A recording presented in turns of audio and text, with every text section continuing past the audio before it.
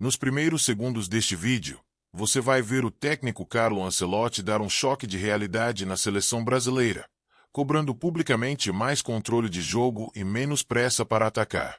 Neste React, nós vamos analisar os bastidores táticos dessa coletiva pré-Copa, o impacto real do garoto Endrick no elenco, os mistérios sobre o 11 titular e como a história do futebol explica as decisões do Mister para buscar o Hexa. Fica ligado porque a análise de hoje está profunda. Precisava ter mais controle, assegurar mais o posse, forçamos um pouco demais o ataque na profundidade, quando não precisávamos disso, porque a equipe estava ganhando. Aqui o Ancelotti toca em uma ferida histórica do nosso futebol, a pressa para definir o lance. O Brasil sempre foi o país do drible e da verticalidade, mas a história mostra que as nossas grandes seleções campeãs do mundo, especialmente as de 1970 e 1994, sabiam a hora exata de esconder a bola e controlar o ritmo do jogo.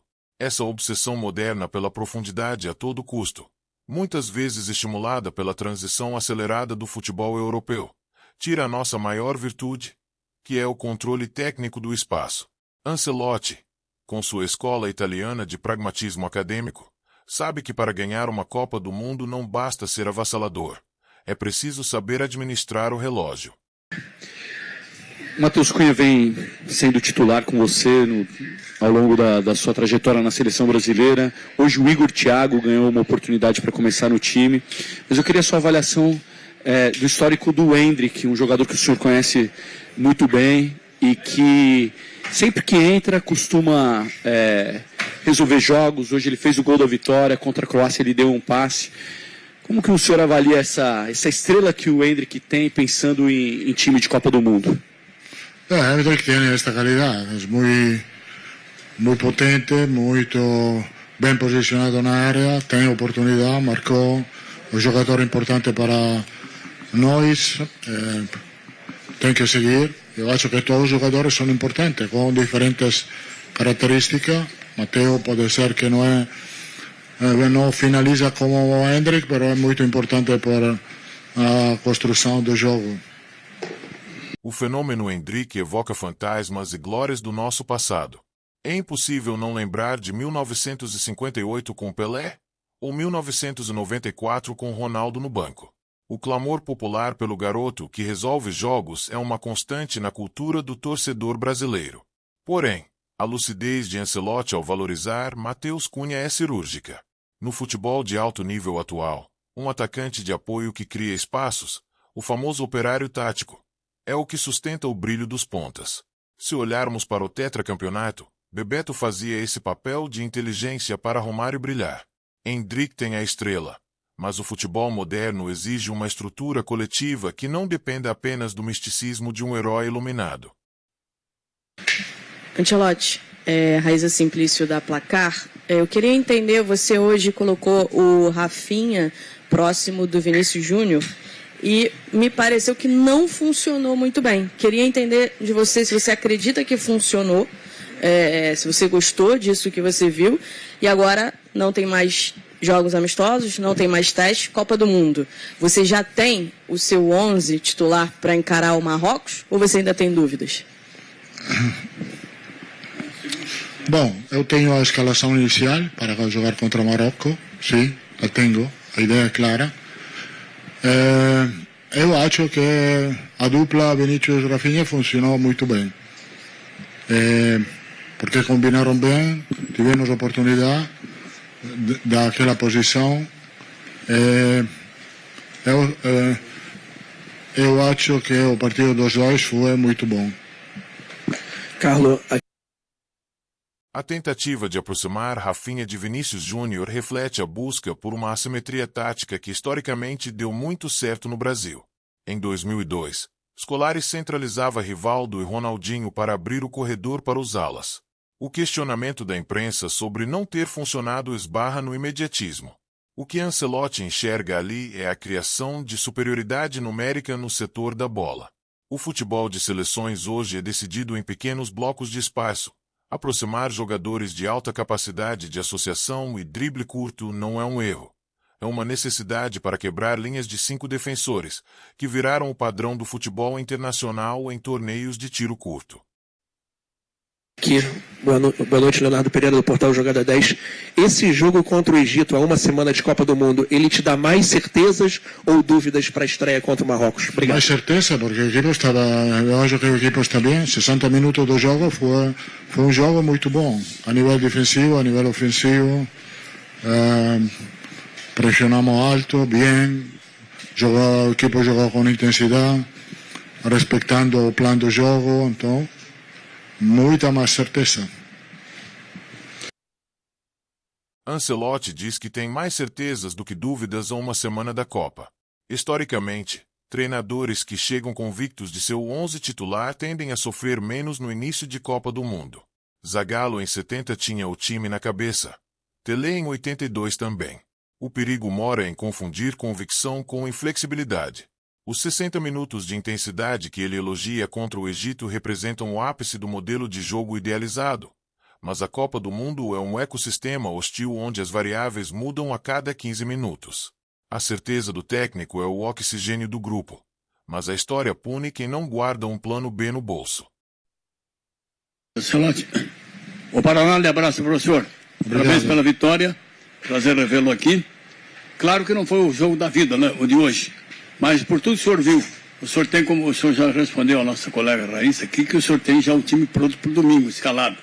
Mas o senhor acredita que a peça defensiva, com a ausência do Wesley pela lesão e pelos problemas de cansaço do Gabriel Magalhães, e ainda pela má situação de Marquinhos no lance do gol da equipe egípcia, muda alguma coisa daquilo que o senhor tinha na cabeça inicialmente ou não? Uma pena a lesão de Wesley, uma pena. Agora temos jogadores que podem reemplaçar a ele. E depois, Marquinhos e Gabriel são indiscutíveis para o próximo jogo. São os jogadores que jogaram até o último jogo na final da Champions.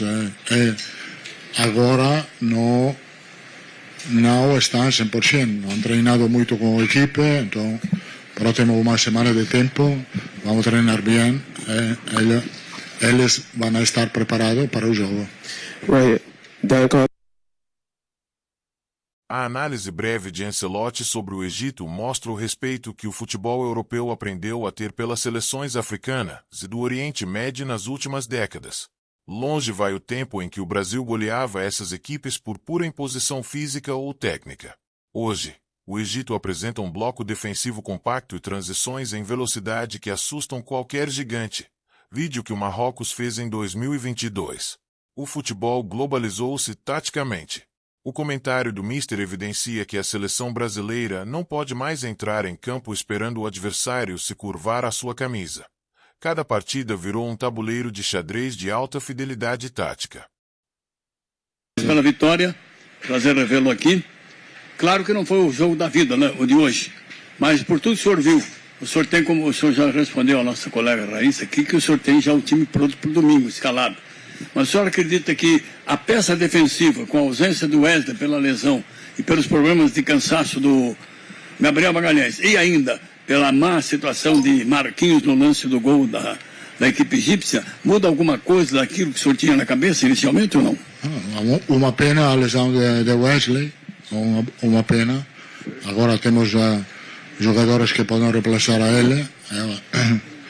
E depois, Marquinhos e Gabriel são indiscutíveis para o próximo jogo. São os jogadores que jogaram até o último jogo na final da Champions. Agora não estão 100%. Não han treinado muito com a equipe, então, pero temos uma semana de tempo. Vamos treinar bem. Eles vão estar preparados para o jogo. A menção de Ancelotti ao desgaste de Marquinhos e Gabriel Magalhães, após a final da Champions League, toca no maior calcanhar de Aquiles das seleções sul-americanas no século XXI. Nossos principais jogadores chegam ao torneio mais importante do planeta no limite da exaustão física e mental, tendo disputado mais de 60 jogos em altíssima intensidade na Europa. Em 2006, sofremos com isso. A declaração de que eles são indiscutíveis, mesmo não estando 100%, é um voto de confiança clássico de um gestor de pessoas, mas acende um alerta histórico. Copas do Mundo modernas são vencidas pelo vigor físico tanto quanto pelo talento. Tomer Savoia, Ex-Sports, você já até escreveu um livro sobre liderança, né? Liderança tranquila. Como é que você avalia o nosso time que tem vários líderes, né? Alisson, Neymar, Marquinhos, Casimiro, Danilo. É mais fácil ou mais difícil ter um elenco com tantos líderes, e especialmente esses líderes? Obrigado e boa sorte. Treinar esse elenco é muito fácil, não só porque temos líderes de um nível muito alto, a nível caracterial, a nível de qualidades, mas também porque o elenco é feito de profissionais muito sérios, que querem muito a seleção, então o ambiente até agora é muito bom, e creio que agora chegamos a esta última semana, mas eu acho que a equipe está no caminho correto. Mr. Brown. Gerenciar egos na seleção brasileira sempre foi o divisor de águas entre o fracasso e o título. O termo liderança tranquila, que é a marca registrada da carreira de Ancelotti, encontra o cenário perfeito em um elenco com Alisson, Neymar, Casemiro e Marquinhos. Em 1970, tínhamos vários capitães de clubes em campo. Em 2002, o Família Scolari blindou o grupo. Quando o Mister diz que o elenco é feito de profissionais sérios, ele está validando a maturidade dessa geração. Ter líderes de alto caráter facilita o trabalho diário, pois a cobrança passa a ser interna, de jogador para jogador, desonerando a comissão técnica. GTV, a gente está vendo muitos jogadores se destacando vindo do banco, né, com muita fome de mostrar serviço. Hoje o Endrick marcou o gol, o Fabinho, né, jogou muito bem, entre outros, Luiz Henrique. A última campeã do mundo, que foi a Argentina, ela mudou, né, a formação em todos os jogos, tanto em termos de formação quanto em atletas. Não repetiu nenhuma vez a formação da equipe. Pode ser um caminho para essa seleção brasileira, tendo em vista que você assume no meio do ciclo, vendo tantos jogadores renderem vindo do banco? Pode ser uma ideia, ou você trabalha com 11 iniciais e tentando encontrar uma única equipe para jogar majoritariamente? Eu acho que os recursos no banco da seleção são muito, muito importantes e temos que aproveitar disso, sem nenhum tipo de dúvida. Eu sei perfeitamente que os 5 cambios que podemos fazer vão ajudar muito ao equipo, porque os recursos no banco, sejam o que sejam, é muito, muito importante. Hoje não jogou um jogador muito importante, que é Ryan, que podia marcar a diferença também. Ele, os recursos no banco vão ser, eu acho, podia ser uma chave do êxito também. A comparação feita pelo repórter com a Argentina de 2022 e a resposta de Ancelotti sobre a importância das 5 substituições define o futebol contemporâneo. Uma Copa do Mundo não é mais ganha por 11 jogadores, mas sim por um elenco de 16 atletas ativos por jogo. Em 1994, a entrada de Mazinho mudou a dinâmica do Tetra. Em 2002, Denilson era a válvula de escape. Saber que nomes como Fabinho e Luiz Henrique vêm do banco com fome dá ao Brasil uma vantagem competitiva brutal. O jogo físico atual dita que quem consegue manter o nível de intensidade nos 30 minutos finais tem metade da vitória garantida. Excelente, Wellington Campos da Rádio Itatiaia. Danilo, lateral, zagueiro. O senhor foi o primeiro que o senhor convocou. O senhor pretende utilizá-los, se não tiver o Wesley, como lateral direito, ou ele continua sendo o seu coringa? Bom, Danilo pode jogar em todas as posições. Agora precisamos, por a lesão do Wesley, precisamos ele como lateral direito. Aí pode jogar também Ibáñez, como jogou o jogo contra Panamá. Agora, de momento, são estas as soluções para a lesão de Wesley. Pero, repito, vamos esperar amanhã o diagnóstico e depois vamos a tomar a decisão necessária. A confirmação de Danilo como coringa que jogará na lateral direita devido à lesão de Wesley nos remete diretamente a grandes sacadas da nossa história. Lembram de Piazza em 70, volante que virou zagueiro? Ou de Edmilson em 2002? A capacidade de um jogador entender múltiplas funções é o que salva um treinador em um torneio de apenas 7 jogos, onde cartões e lesões destroem planejamentos de anos. Danilo traz a solidez defensiva que liberta os pontas para atacar.